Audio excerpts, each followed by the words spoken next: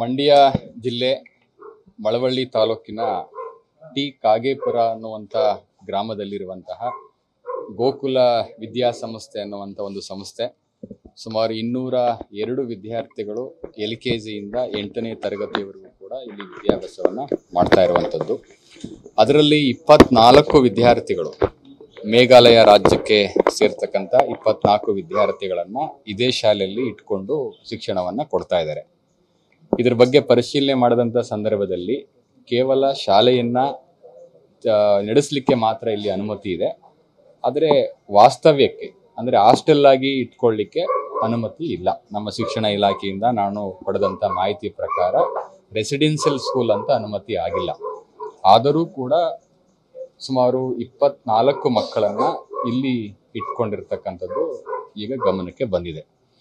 14ನೇ ತಾರೀಕು ಹೋಳಿ ಹಬ್ಬದ ಪ್ರಯುಕ್ತ ಅವರು ಬೇರೆ ಒಬ್ಬ ವ್ಯಕ್ತಿಗೆ ಆರ್ಡರನ್ನು ಕೊಟ್ಟು ವೆಜಿಟೇಬಲ್ ಪಲಾವನ್ನ ಮಕ್ಕಳಿಗೆ ಕೊಟ್ಟಿದ್ದಾರೆ.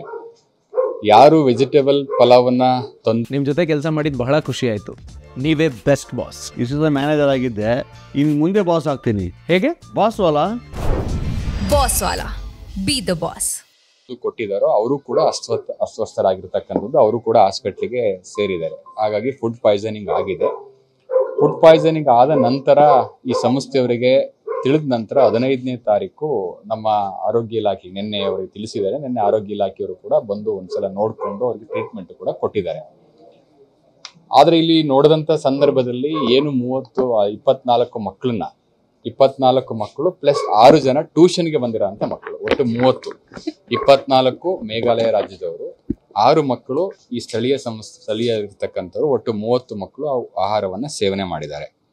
ಸೇವನೆ ಮಾಡದಂಥ ಸಂದರ್ಭದಲ್ಲಿ ಈ ಥರ ಫುಡ್ ಪಾಯ್ಸನಿಂಗ್ ಆಗಿರ್ತಕ್ಕಂಥದ್ದು. ಆದ ನಂತರ ತುರ್ತಾಗಿ ಅವರು ಹಾಸ್ಪಿಟ್ಲಿಗೆ ಸೇರಿಸಲಿಕ್ಕೆ ಕ್ರಮವನ್ನು ಕೈಗೊಳ್ಳಬೇಕಾಗಿತ್ತು. ಒಂದು.